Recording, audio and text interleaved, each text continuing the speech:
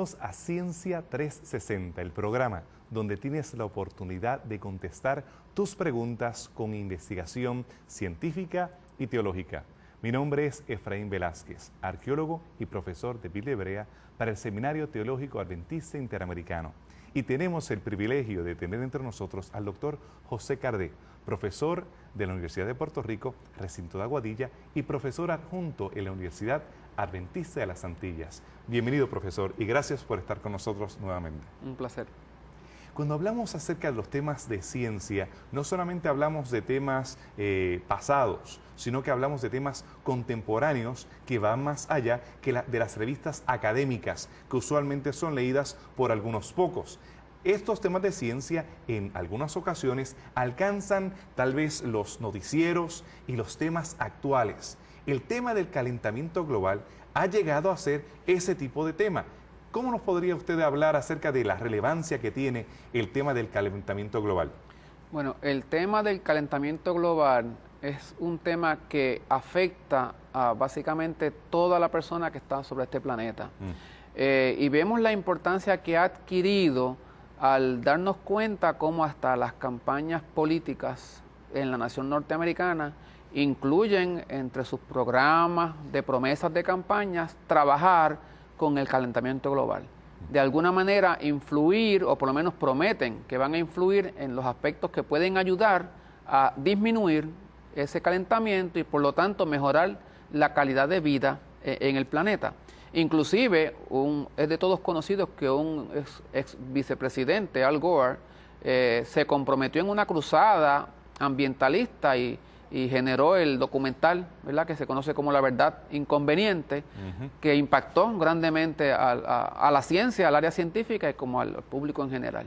Así que no estamos hablando de fantasía, estamos hablando de un hecho que es reconocido no solamente en Estados Unidos, sino alrededor del mundo. A nivel de gobierno. A nivel de gobierno y preocupación. Correcto. Pero realmente nosotros como cristianos, personas que creemos que este mundo va a ser destruido a fin de cuentas y que pues vemos todas estas catástrofes como algo parte del proceso de decaimiento del pecado, ¿realmente tendríamos que estar preocupados de alguna manera, interesados en el tema del calentamiento global? Bueno, quizás no específicamente en ese tema, pero cualquier cosa que atente contra la creación de Dios. Sabemos que la naturaleza es el segundo libro que Dios utiliza para comunicarse con nosotros. Y entendiendo el énfasis que Dios le daba en su escritura a todo lo que él había creado, enfatizando que era, desde el principio en Génesis, bueno en gran manera, y aun cuando establecía pactos con sus hijos, les recordaba que el que hacía el pacto era el creador de los cielos, la tierra y todo lo que en ellos hay, podemos visualizar un interés de Dios especial en que el ser humano estuviera consciente de lo que lo rodeaba, de que eso que Dios había creado y le había prestado, el hombre tendría que de cierta manera vigilarlo y cuidarlo.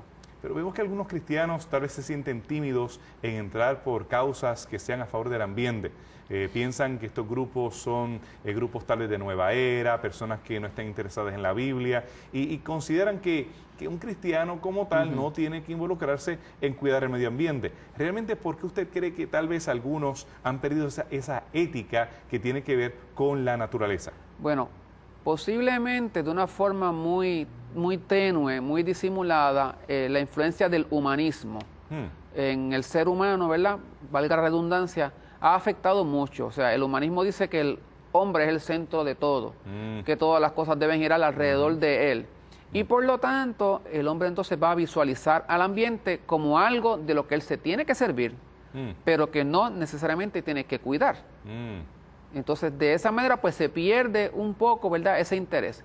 De otro punto de vista, el cristianismo ambientalista ha ido desgastándose un poco porque ha dejado de enfatizar el mensaje del segundo ángel, de que Dios es el creador de todas las cosas, y ha dejado de enfatizar la semana de la creación, porque eso implicaría entender el sábado como monumento de la creación, y como el cristianismo se ha alejado de esos dos aspectos, indirectamente, pues el hombre, el cristiano, ha ido perdiendo esa ética o ese interés o esa necesidad de entender que hay que cuidar el ambiente porque es lo que Dios nos ha dado.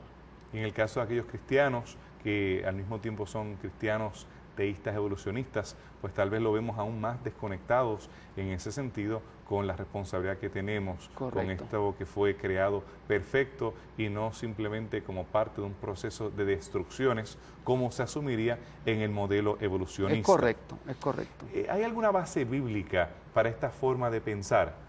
Yo entiendo que las cartas de Pablo nos hablan acerca de este tema. Bueno, en algunos versículos se hace énfasis, ¿verdad? Por ejemplo, en Colosenses 1, del 15 al 20, pues se hace énfasis en que la redención aplica a todo, tanto los humanos como a las cosas creadas, o sea, a la creación. Ahí es donde se menciona que Jesús es el primogénito de la creación, es correcto. Refiriéndose no a él como un ser creado, sino él como teniendo dominio sobre la creación que ha sido puesta en sus manos. Y nosotros como entes redimidos, pues tenemos esa responsabilidad.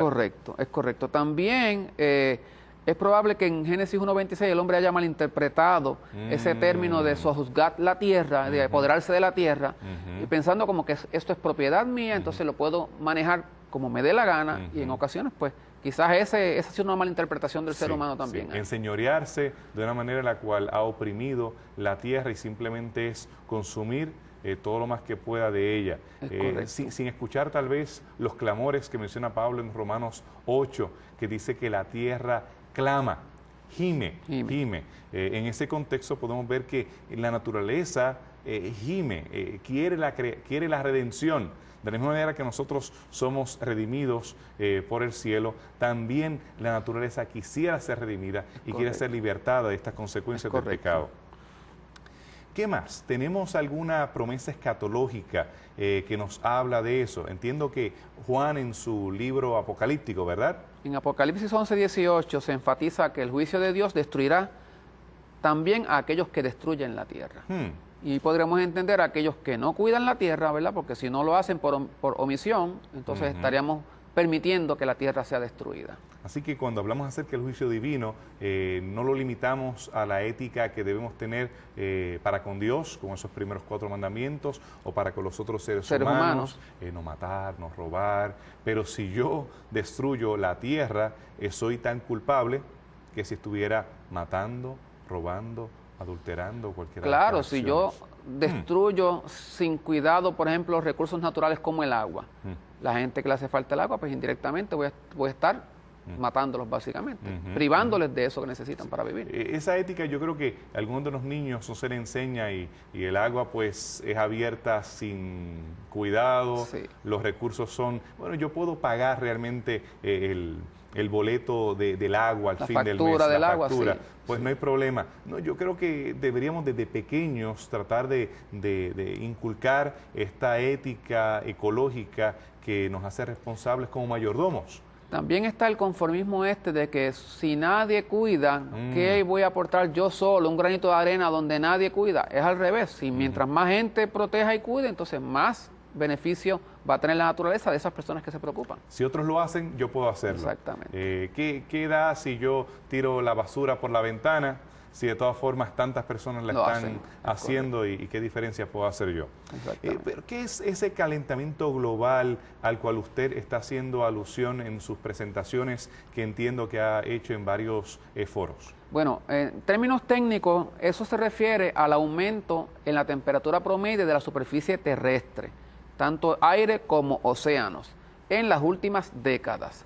Para que tengamos una referencia, en los últimos 100 años, de 1900 al 2000, la temperatura de la superficie aumentó en 0.74 grados. Se proyecta que en el primer siglo, o sea, del 2000 al 2100, en este próximo siglo, la temperatura aumentaría unos 6 grados. O sea, que es un aumento en la temperatura de la superficie de 6 veces lo que ocurrió el siglo pasado, con los consabidos efectos que tendrá entonces en la vida sobre el planeta. ¿Es realmente, ha sido siempre así? Pues se entiende que no. Se entiende que la naturaleza tiene este control de autosustentabilidad, donde los recursos se pueden renovar, se pueden reciclar. La naturaleza es el mejor ejemplo del proceso de reciclaje que hoy los hombres buscan, pues la naturaleza lo hace continuamente y se supone que es capaz de mantener un balance indefinidamente si no se interfiere desde afuera alterando los ciclos y los equilibrios. Y entonces ahí es que la mano humana, la intervención humana afecta este proceso. Por ejemplo, un evento histórico que afecta ese proceso es la revolución industrial. Cuando se cambia a generar energía utilizando combustible fósil, las toneladas de combustible fósil aportan demasiado dióxido de carbono a la atmósfera. Y eso es un evento que no estaba contemplado antes. Pues de allá para acá, el equilibrio de carbono en la superficie, en la atmósfera, ha cambiado. Y eso es todo por la intervención del ser humano. Así que no siempre ha estado así. Estuvo en balance hasta que el hombre pues, ha comenzado a influenciar o a afectar mayormente ese equilibrio. Muchas personas, especialmente en la década de los 70, clasificaban la teoría del invernadero como simplemente fantasía por parte de algunos grupos de ecologistas. Pero usted ve que hay evidencia de que esta teoría de que hay un invernadero, que los gases que se están generando están realmente afectando la temperatura global. Bueno, esa es una de las hipótesis que se esgrime en estos momentos. O sea, los gases que está produciendo el ser humano, entiéndase el CO2, es uno de esos gases que se acumulan en la atmósfera y evitan que la radiación del Sol, una vez queda en el planeta y se refleja, salga al espacio, sino que vuelve y choca con ese techo de gases de invernadero y regresa entonces a la Tierra, sobrecalentando el planeta. Así que se supone que eso es lo que se entiende que está sucediendo. Pero entendemos que entonces hay grandes intereses que no quieren que esto se refleje. Que se podrían ver afectados y se ponen reglas, ¿verdad? Y se legisla para controlar ese tipo de emisiones al ambiente. Que se ha hecho, definitivamente se ha hecho con los clorofluorocarbonos, que son los compuestos estos que estaban quizás hace 30 años atrás o 40 años atrás en los aerosoles. Y como resultado de la liberación de tanto aerosol, pues eso se ha demostrado que tiene efectos en el nivel de ozono de la atmósfera. Entonces se ha legislado para evitarlo. Se legisló para acortarlo, pero eventualmente se legisló para eliminarlo, donde entiendo yo que únicamente se usan es en productos que tengan relación con la medicina. Ahí está permitido, pero de lo contrario no pueden estar ni en los refrigerantes de los neveras, aires acondicionados, en ninguno de estos lugares. Entonces, en el caso de los aerosoles, evidentemente los dueños de esas compañías no eran tan poderosos como los dueños de las compañías que usan material fósil. El petróleo. El petróleo. Porque es probable. tenemos un expresidente de Norteamérica que era precisamente parte de ese movimiento petrolero, que evidentemente es el que está dictaminando cuáles son las reglas y cómo es que esto va a afectarse o reflejarse en la economía. Es correcto. Pero, ¿a qué se le atribuye este calentamiento global aparte de lo que nosotros hemos mencionado? También se piensa que hay una aportación de efectos geológicos como son los volcanes en erupción. Hay más o menos unos 500 volcanes activos en el planeta que pueden estar aportando emisiones de este tipo al ambiente. Pero esencialmente, hoy en día la preocupación son los efectos antropogénicos, o sea, lo que el hombre ha hecho y lo que el hombre puede hacer. Básicamente, y a eso es lo que se ascribe. Que en este caso nosotros tendremos que sumar estos efectos antropogénicos juntamente con estos volcanes que cada vez vemos más que están en actividad, a diferencia de décadas o siglos pasados que eran menos, hubo volcanes impactantes, pero en el caso de hoy tenemos en Europa, tenemos en Centroamérica el Arenal. Para mí fue fascinante ver ese volcán en erupción ahí con mis niños y ver cómo esa lava fluía y ver el humo ascendiendo al cielo. En el caso del Pacífico, en el caso de Sudamérica, tenemos que ha habido una orquesta de huracanes que han estado acelerando el proceso, que aun cuando haya cálculos o teorías de cuándo esto sucederá, puede ser que esto sea alterable. Es correcto, es correcto. Se supone que uno no tiene control de cuándo esos volcanes van a hacer erupción, así que en cualquier momento pueden haber un mayor nivel de ellos y por lo tanto una aportación mayor de sus gases a la atmósfera. Deme tal vez algunos ejemplos de actividades humanas que han acelerado este calentamiento global. Bueno, podríamos comenzar hablando de la superpoblación. Ya somos básicamente unos 7 billones de seres humanos en el planeta y todos queremos vivir en lugares cómodos, en lugares de alto nivel económico, por lo tanto sobrepoblamos unas áreas específicas. Y para tratar de desparramarnos lo menos posible, entonces vamos buscando los lugares cercanos, vamos desforestando, vamos eliminando árboles, por causas económicas y por causas de vivienda. Por ejemplo, hay un concepto en ecología que se conoce como la huella ecológica. La huella ecológica es la cantidad de actividad humana que el planeta puede tolerar. Ya para los años 1980 se decía que la huella estaba en 1, lo que quiere decir que el planeta había llegado a lo máximo que puede tolerar de actividad humana. De allá para acá, obviamente, ya ha subido de 1.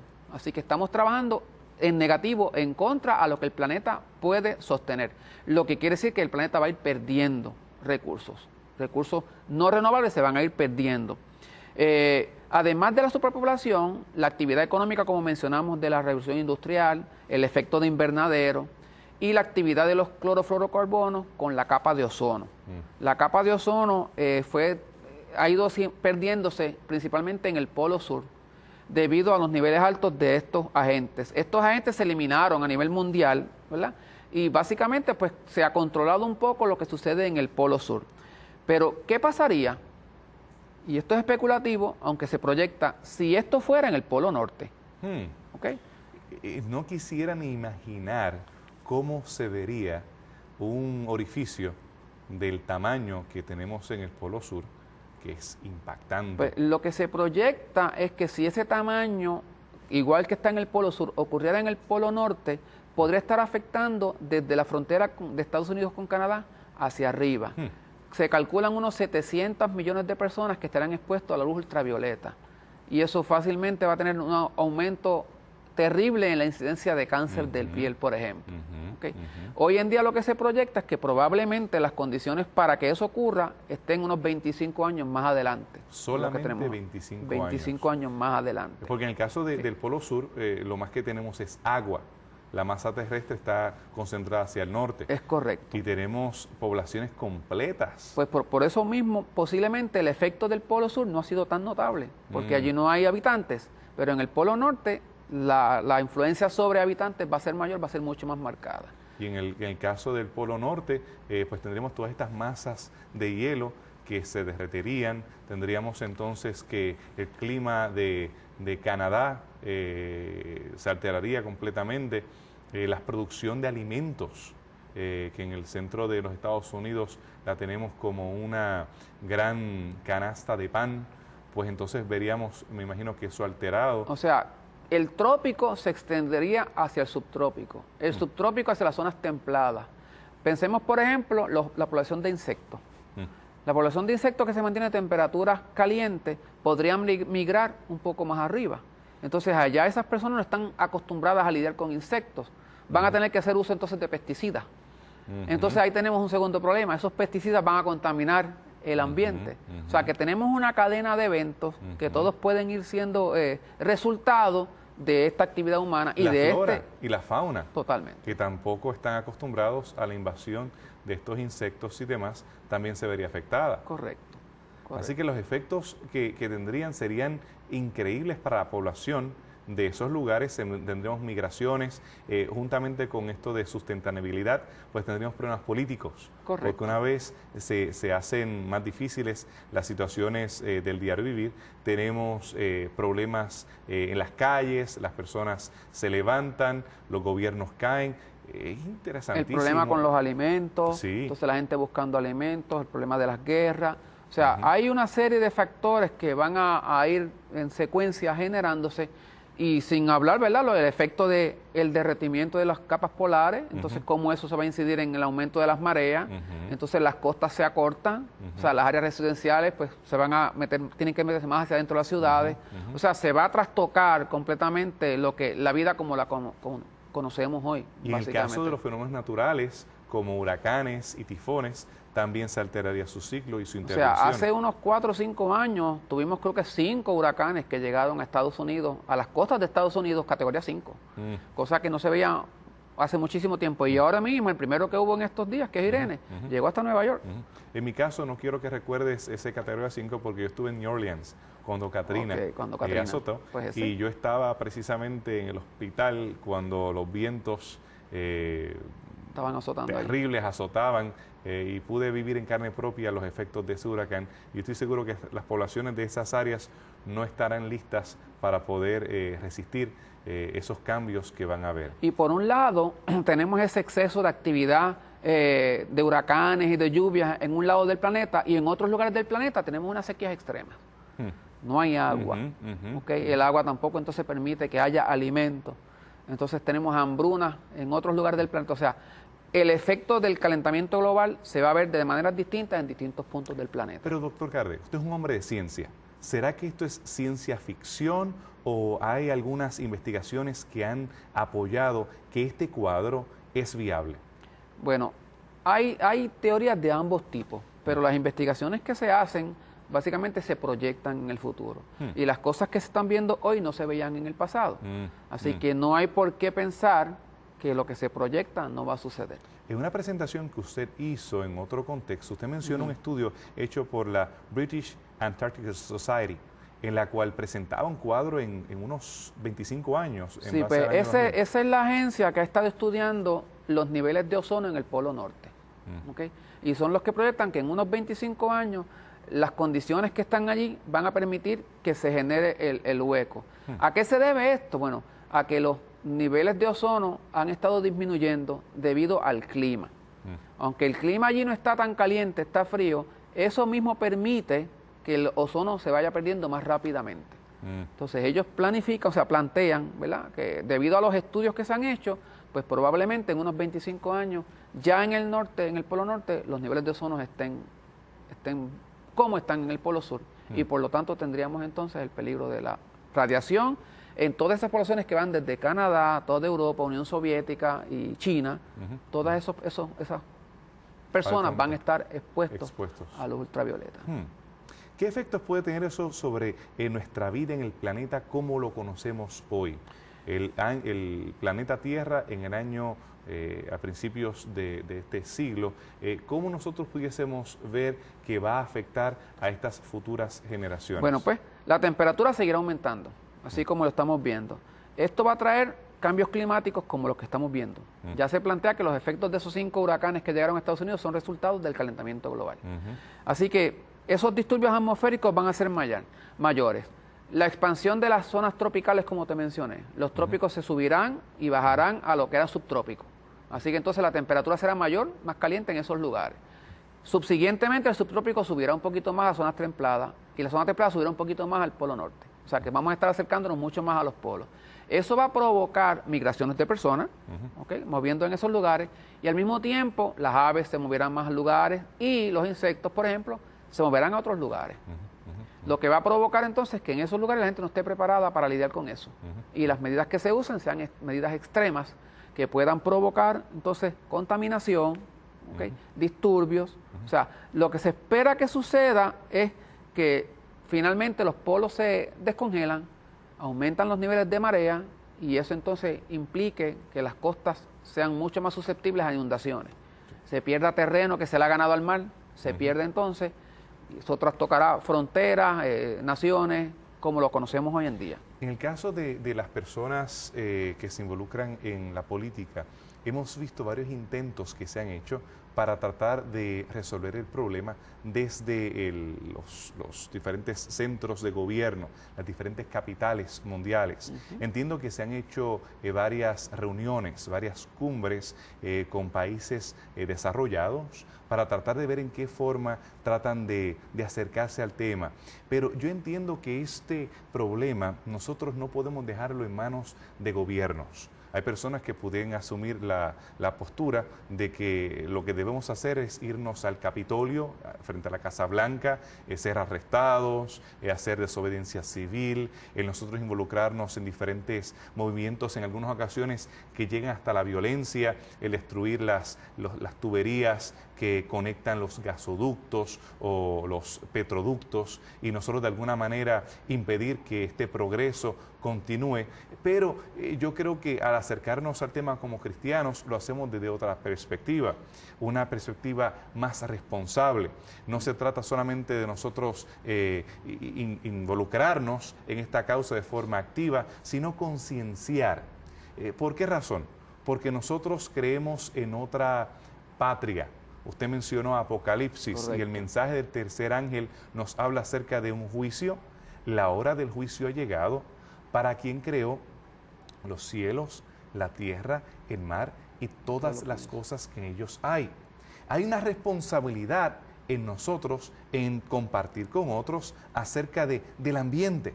Usted como científico, ¿se siente responsable entonces de compartir con audiencias populares? Porque aparte de lo que usted ha hecho, su trabajo científico en revistas académicas para un grupo pequeño de lectores, ¿cómo se siente usted responsable o qué impacto usted cree que ha tenido en las audiencias que ha tenido la oportunidad de compartir este tema? Bueno, yo me he propuesto, ¿verdad?, compartir lo que conozco. Me muevo a distintos lugares donde puedo de manera educativa ilustrar lo que está sucediendo, presentar la evidencia científica y entonces analizarla en el contexto teológico. ¿Qué puede significar esto desde el punto de vista de un cristiano?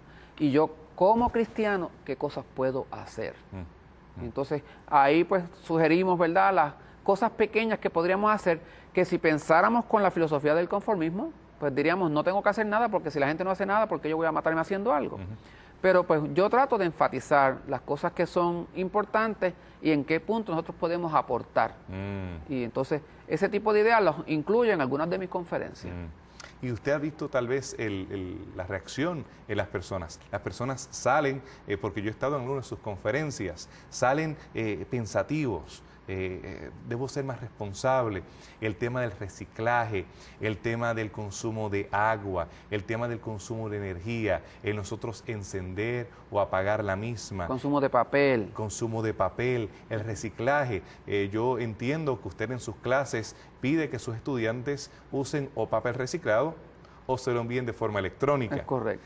Porque de esa manera nosotros podemos evitar consumir tanto material que no es posible nosotros recobrar. Lo mismo las facturas de banco que te llegan por correo, pues entonces tú los pides que lleguen electrónica. Y así se reduce la cantidad de papel que se está generando y basura y demás. Así que hay muchas ideas creativas que se pueden hacer. Lo que hace diferente entre usted y un ecólogo que no tiene ningún tipo de fundamento bíblico, entiendo que es su conexión con la responsabilidad celestial.